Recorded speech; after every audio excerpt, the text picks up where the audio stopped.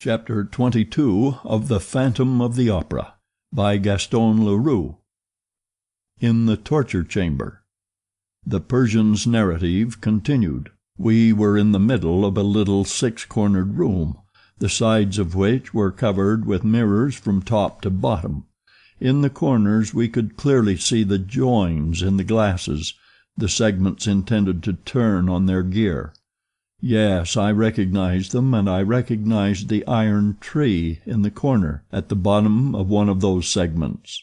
The iron tree, with its iron branch, for the hanged men. I seized my companion's arm. The Vicomte de Chagny was all a-quiver, eager to shout to his betrothed that he was bringing her help. I feared that he would not be able to contain himself. Suddenly we heard a noise on our left. It sounded at first like a door opening and shutting in the next room, and then there was a dull moan. I clutched Monsieur de Chagny's arm more firmly still, and then we distinctly heard these words: "You must make your choice, the wedding mass or the requiem mass." I recognized the voice of the monster. There was another moan, followed by a long silence. I was persuaded by now that the monster was unaware of our presence in his house, for otherwise he would certainly have managed not to let us hear him.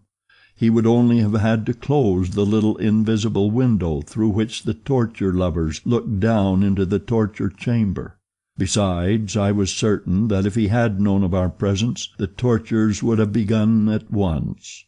The important thing was not to let him know, and I dreaded nothing so much as the impulsiveness of the Vicomte de Chagny, who wanted to rush through the walls to Christine Daae, whose moans we continued to hear at intervals.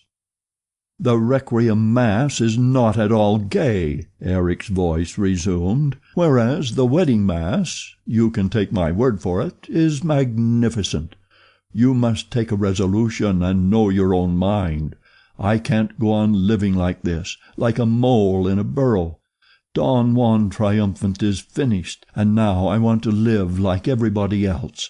I want to have a wife like everybody else, and to take her out on Sundays. I have invented a mask that makes me look like anybody. People will not even turn round in the streets.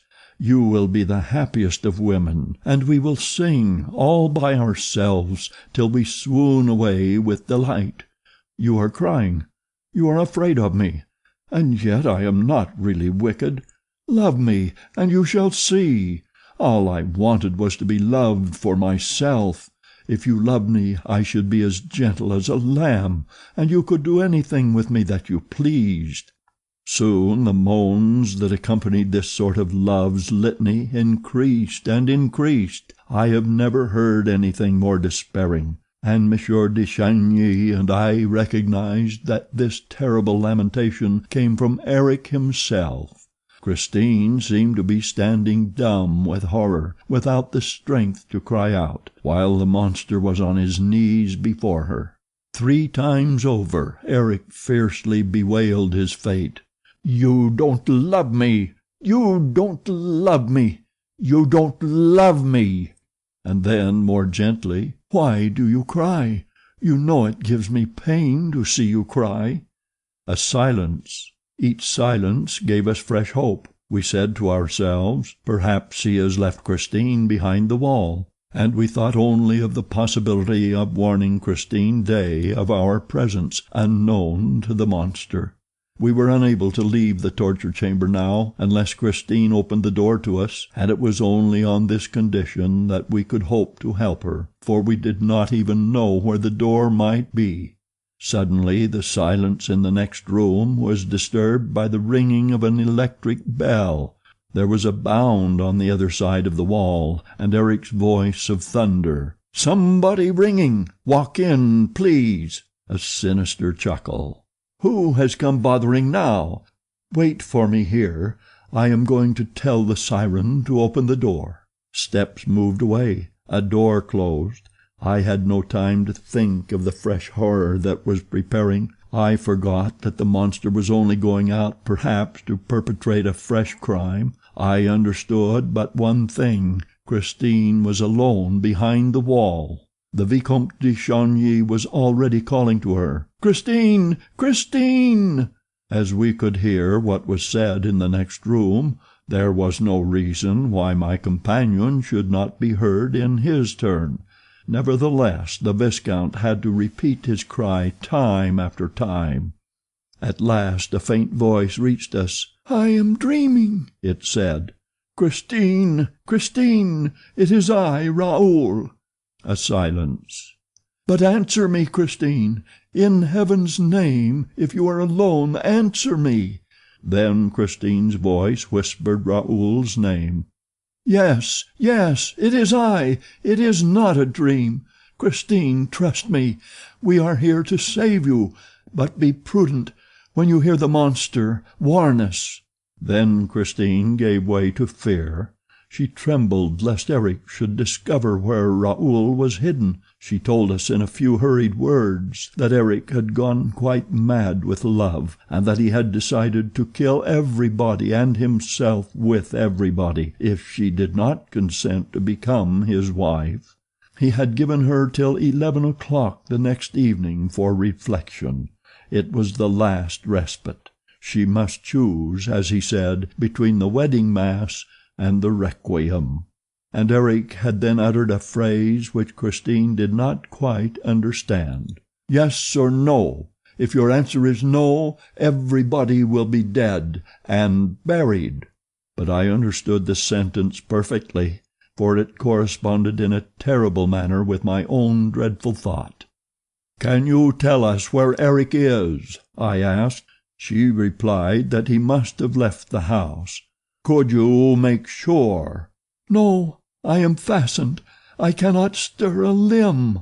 When we heard this, Monsieur de Chagny and I gave a yell of fury. Our safety, the safety of all three of us, depended on the girl's liberty of movement. "But where are you?" asked Christine.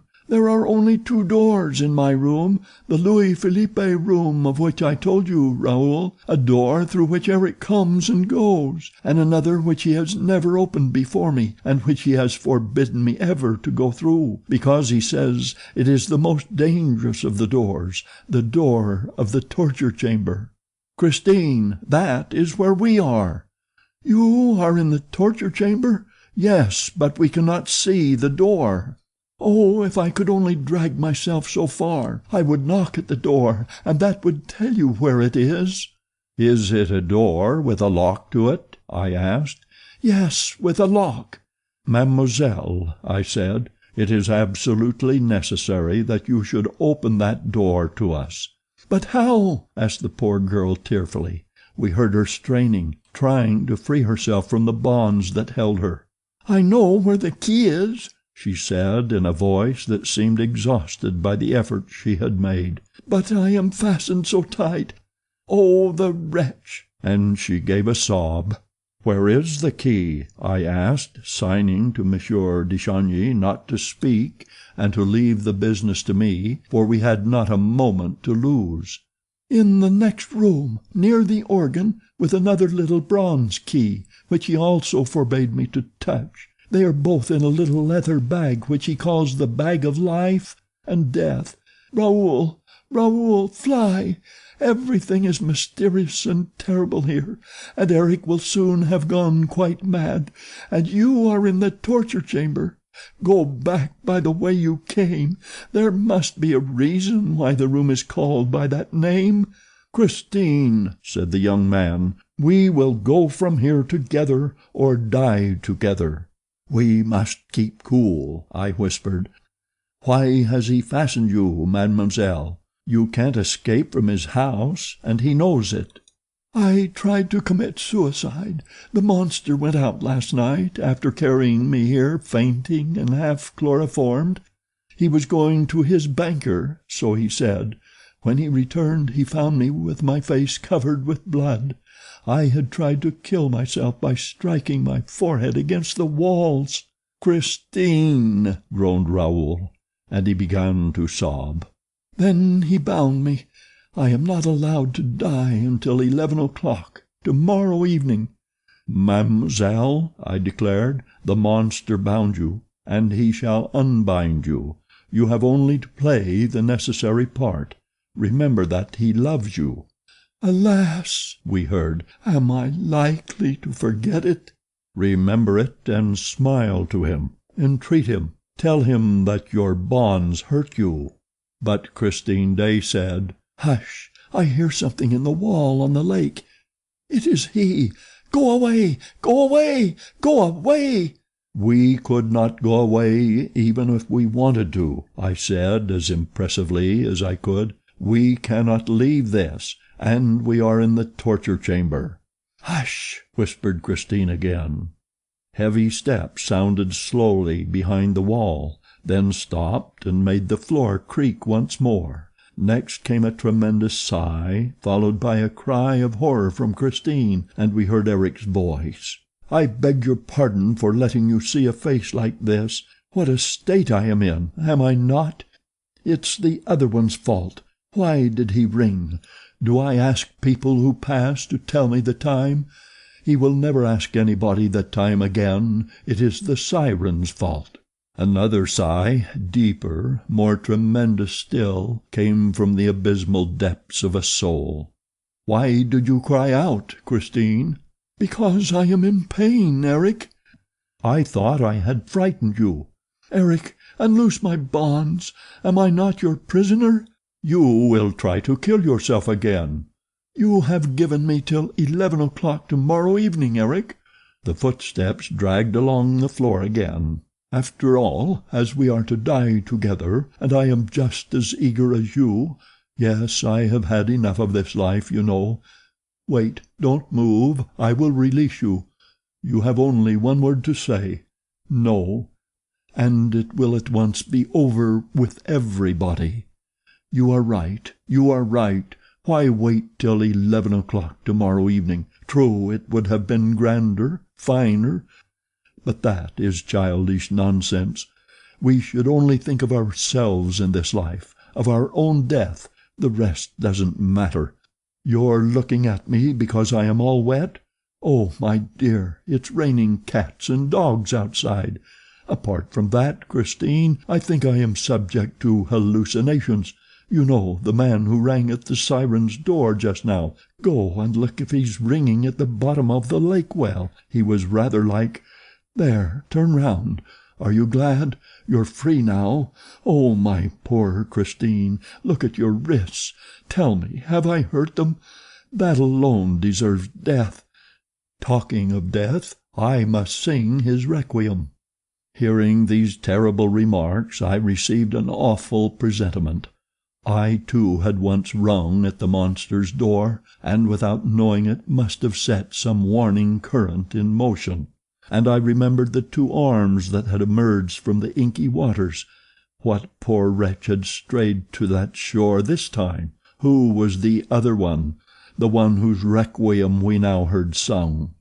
Eric sang like the god of thunder, sang a dies irae that enveloped us as in a storm. The elements seemed to rage around us.